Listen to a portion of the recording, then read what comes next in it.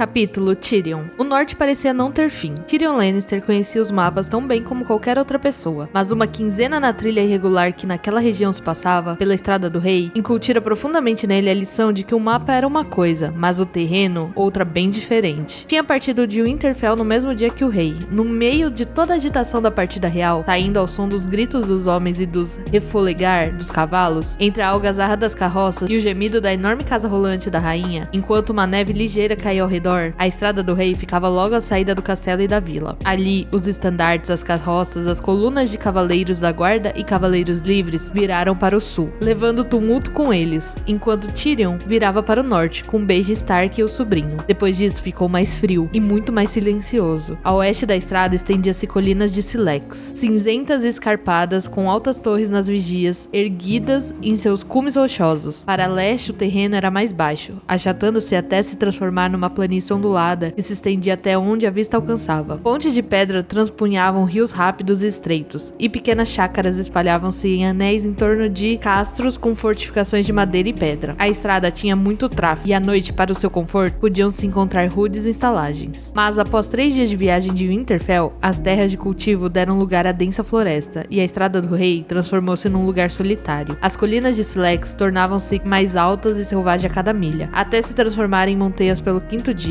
gigantes frios, azul cinzentos, com promontórios irregulares e neve sobre os ombros. Quando o vento soprava do norte, longas plumas de cristais de gelo voavam dos picos mais altos como se fossem estandartes. Com as montanhas fazendo as vezes de muro, a oeste, a estrada desviava-se para noroeste, através da floresta. Uma mistura de carvalhos como sempre verdes e sardas negras, que parecia mais antiga e sobrinha que qualquer outra que Tyrion tivesse visto. Mata de lobos, chamara-lhe Benjen. E de fato, as noites do grupo eram animadas com os uivos de alcateias distante, e de outras não tão distante assim. O lobo gigante albino de Jon Snow erguia as orelhas ao ouvir os uivos noturnos, mas nunca levantava a própria voz em resposta. Para Tyrion, havia qualquer coisa muito perturbadora naquele animal. Naquela altura, o grupo era composto por 8 membros, sem contar o lobo. Tyrion viajava com 2 de seus homens, como era próprio de um Lannister. Benjen Stark tinha apenas o sobrinho bastardo e algumas montarias novas para a patrulha da noite. Mas no limite da mata de lobo, haviam passado uma noite protegidos pelos muros de madeira de um castro na floresta e juntos a ele com outros 2 irmãos negros, um tal de Yoren. Yoren era corcunda e sinistro, e escondia as feições através de uma barba tão negra como as roupas que trajava, mas parecia resistente como uma velha raiz e duro como pedra. Com ele estava um par de jovens camponeses esfarrapados, originários de Dedos, violadores, disse Yoren em uma olhada fria aos rapazes de seu cargo. Tyrion compreendeu. Dizia-se que a vida na muralha era dura, mas era sem dúvida preferível à castração. 5 homens, 3 rapazes, um lobo gigante, 20 cavalos e uma gaiola de corvo oferecida a Benjen Stark pelo mestre Luwin. Sem dúvida que constituíam uma irmandade incomum para a Estrada do Rei ou para qualquer outra. Tyrion reparou que Jon Snow observava Yoren e seus carrancudos companheiros com uma estranha expressão no rosto, que se parecia desconfortavelmente com desalento. Yoren tinha um ombro torcido e um cheiro fétido. Os cabelos e a barba eram emaranhados, oleoso e cheio de piolho. O vestuário era velho, remendado e raramente lavado. Os 2 jovens recrutas cheiravam ainda pior e pareciam tão estúpidos quanto cruéis. Não havia dúvida de que o rapaz cometera o erro de pensar que a patrulha da noite era composta por homens como Tio. Se assim era, Yoren e os companheiros constituíam um brusco despertar. Tyrion sentiu pena do rapaz, escolher uma vida dura, ou talvez fosse mais correto dizer que uma vida dura fosse escolhida para ele. Tinha bastante menos simpatia pelo tio, Benjen Stark. Parecia partilhar de desagrado do irmão pelos Lannister, e não ficara contente quando Tyrion lhe declarara sua intenção. Previno-lhe Lannister de que não irá encontrar estalagens na muralha, dissera olhando de cima de toda sua altura. Não duvido que encontrará algum lugar onde eu possa me enfiar, respondeu Tyrion. Como talvez tenha notado, sou pequeno. Não se dizia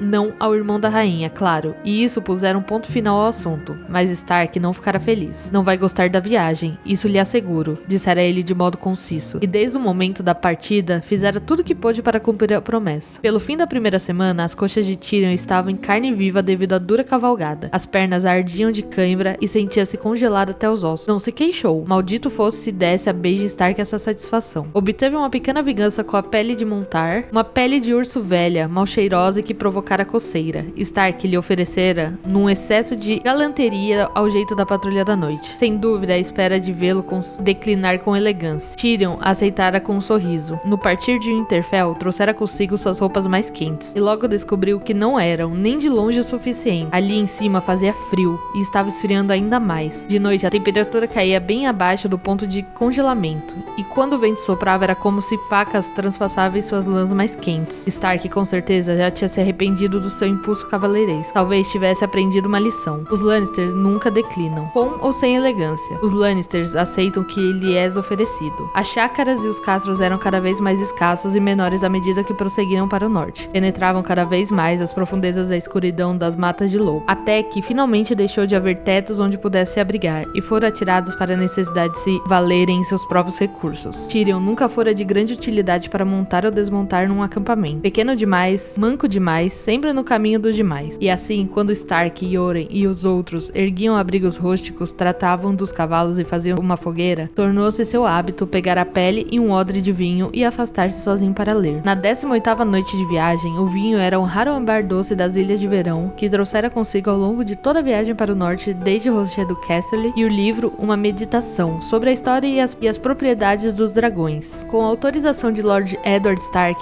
Tyrion pedia emprestado alguns volumes raros da biblioteca de Winterfell e os empacotara para a viagem ao norte. Encontrou um lugar confortável longe do ruído do acampamento, ao lado de um córrego rápido, cujas águas eram transparentes e frias como gelo. Um carvalho grotescamente antigo o abrigava do vento cortante. Tyrion enrolou-se em sua pele, com as costas apoiadas no tronco, bebeu um gole de vinho e pôs-se a ler sobre as propriedades dos ossos de dragões. O osso do dragão é negro devido à grande quantidade de ferro que contém, dizia o livro. É forte como aço, mas é também leve e muito mais flexível. E claro, completamente à prova de fogo. Os arcos dos ossos dos dragões são muito apreciados pelos Dorothrax. E sem surpresa, um arqueiro assim armado pode alcançar mais longe do que qualquer arco de madeira. Tyrion sentiu um mórbido fascínio por dragões. Quando chegaram a primeira vez a Porto Real para o casamento da irmã com Robert Baratheon, fizeram questão de procurar o crânio de dragões que haviam decorado as paredes da sala do trono dos Targaryen. O rei Robert o substituíra por estandartes e tapeçaria, mas Tyrion insistira, até que encontrou os crânios na úmida e fria câmara subterrânea onde tinham sido armazenados. Talvez mesmo assustadores, mas não belos. Porém, eram negros como ônix, polidos até ficarem lisos. Os ossos pareciam tremeluzir à luz de seu archor.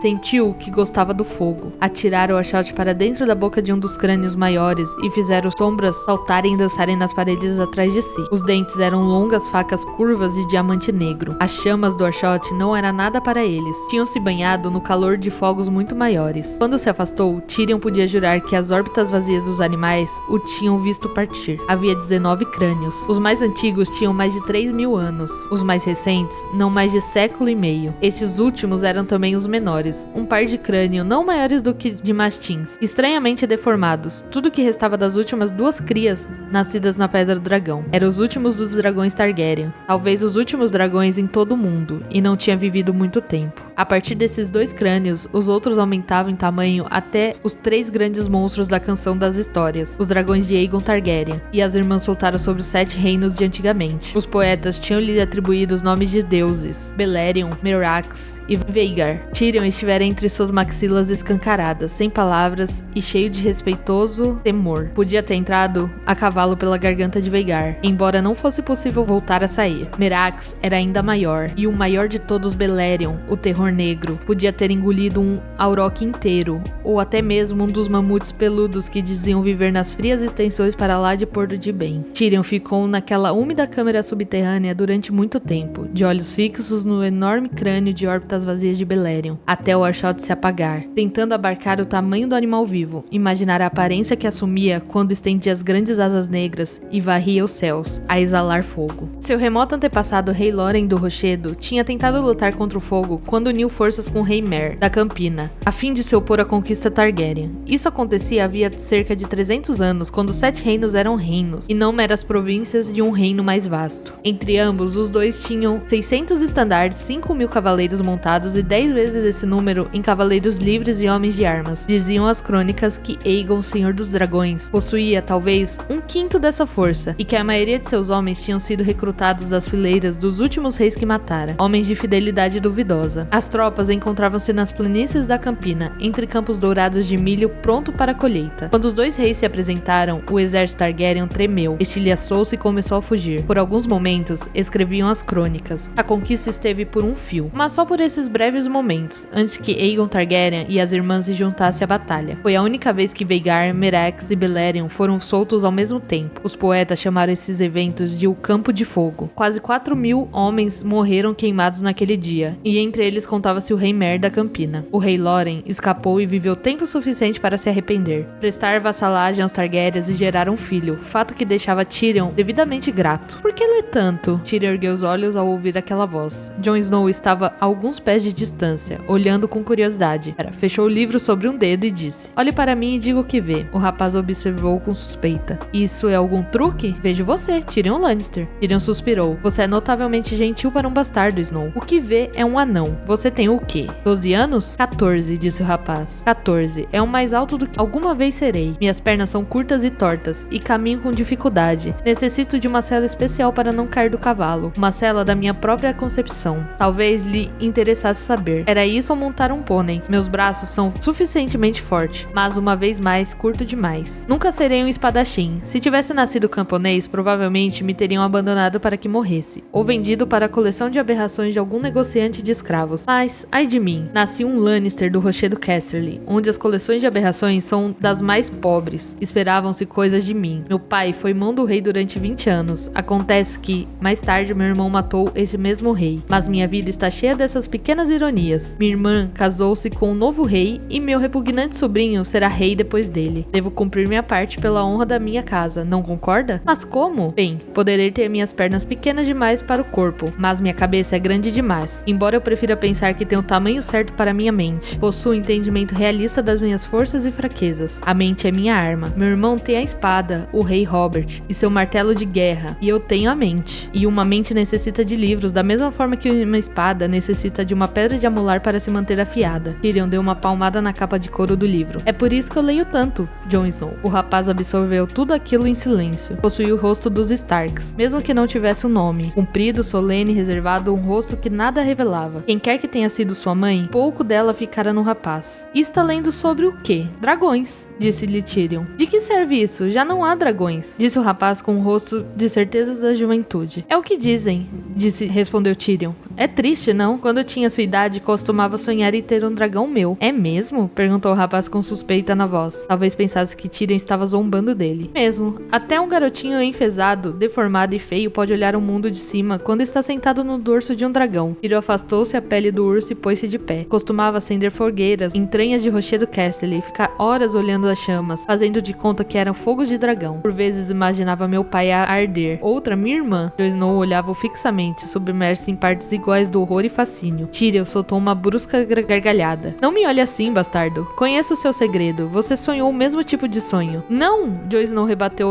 horrorizado. Nunca sonharia. Não? Nunca? Tyrion ergueu uma sobrancelha. Sem dúvida que os Starks foram ótimos para você. Estou certo de que a senhora Stark o trata como se fosse um de seus filhos. E seu irmão Robb sempre foi amável. Por que não? Ele fica com Winterfell e você com a muralha. E seu pai deve ter bons motivos para enviá-lo para a Patrulha da Noite. Pare com isso, Jon Snow ordenou, o rosto sombrio de ira. A Patrulha da Noite é uma vocação nobre. Tyrion deu risada. Você é esperto demais para acreditar nisso. A Patrulha da Noite é uma pilha de estrume para todos os inadequados do reino. Viu olhando para Yoren e seus rapazes. São aqueles os seus novos irmãos, Jon Snow. O que acha deles? Camponeses mal-humorados, devedores, caçadores furtivos, violadores, ladrões e bastardos como você acabam todos na muralha. A espreita de Gramequins e Snark. Todos os outros monstros contra os quais a sua ama de leite lhe preveniu. A parte boa é que não existem Gramequins nem Snark, e portanto o trabalho pouco perigoso oferece. A parte ruim é que por causa do frio torna-se estéril. Mas seja como for, não está autorizado a se reproduzir. Suponho que isso não importa. Pare com isso, gritou o rapaz. Deu um passo adiante com as mãos dobradas em punho, prestes a arrebentar em lágrimas. De repente, absurdamente, Tyrion sentiu-se culpado. Deu um passo à frente e tensionou dar ao rapaz uma punhada tranquilizadora no ombro ou murmurar uma palavra qualquer de desculpa. Não chegou a ver o lobo. Onde estava nem como se aproximou. No momento caminhava na direção de Snow, e no seguinte estava caído de costas no duro chão pedregoso, com o livro a rodopiar para longe da queda, o fôlego a desaparecer com um súbito impacto, a boca cheia de terra, sangue e folhas apodrecidas. Quando tentou se levantar, sentiu um doloroso espasmo nas costas. Devia tê-los machucado na queda. Rangeu os dentes com frustração, agarrou-se a uma raiz e conseguiu puxar-se até uma posição sentada. Ajude-me, pediu a Jon, estendendo uma mão. E de repente o lobo estava entre eles. Não rosnou. A maldita coisa nunca soltava um som. Limitou-se a olhá-lo com aqueles brilhantes olhos vermelhos. Mostrou-lhe os dentes, e isso foi mais do que suficiente. Tyrion deixou-se cair de novo no chão com um gemido. Pronto, não me ajude. Fico aqui sentado até que vá embora. Jon Snow afagou os espessos pelos brancos de Ghost, agora com um sorriso. Peça-me com bons modos. Tyrion Lannister sentiu a ira retorcer-se em seu interior, mas a esmagou com uma força de vontade.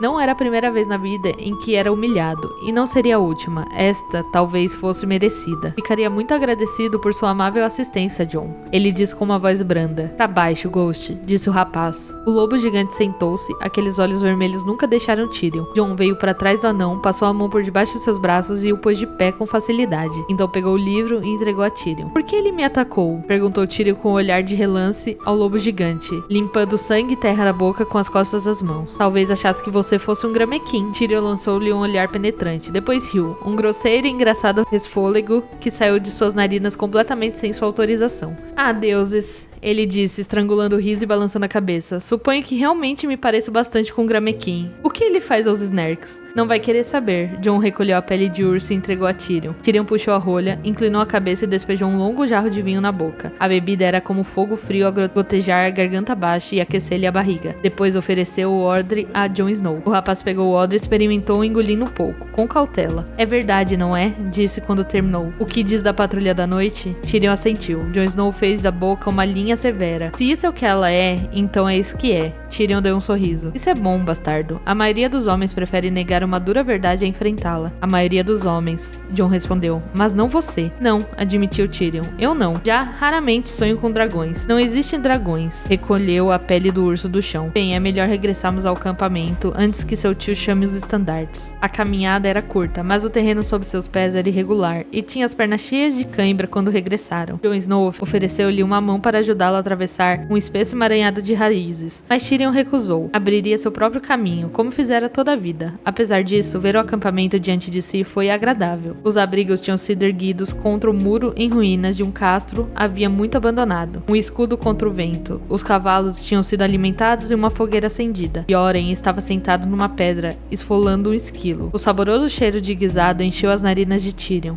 Arrastando-se até onde um de seus homens, Morek, estava cuidando da panela. Sem uma palavra, Morek estendeu-lhe a concha. Tyrion provou e a devolveu. Mais pimenta, disse. Baby Stark emergiu do abrigo que partilhava com o sobrinho. Aí está você, Jon. Que diabos? Não desapareça sozinho dessa maneira. Pensei que os outros o tivessem apanhado. Foram os Gramequins, disse Tyrion rindo. Jon Snow também sorriu. Stark lançou um olhar severo a Yoren. O homem mais velho grunhiu, encolheu os ombros e retornou ao seu sangrento trabalho. O esquilo encorpou o guisado, e naquela noite comeram-no com um pão escuro e queijo duro à volta da fogueira. Tyrion partilhou seu odre de vinho, fazendo até mesmo Yoren relaxar. Um a um, os homens e rapazes foram se retirando para os abrigos e para o sono, todos menos Jon Snow, que ficara com a primeira vigia da noite. Tyrion foi o último a se retirar, como sempre. Quando entrou no abrigo de seus homens tinha construído, parou e olhou para Jon Snow. O rapaz estava em pé, junto à fogueira, com o rosto imóvel e duro, e os olhos perdidos nas profundezas das chamas. Tyrion Lannister deu-lhe um sorriso triste e foi se deitar.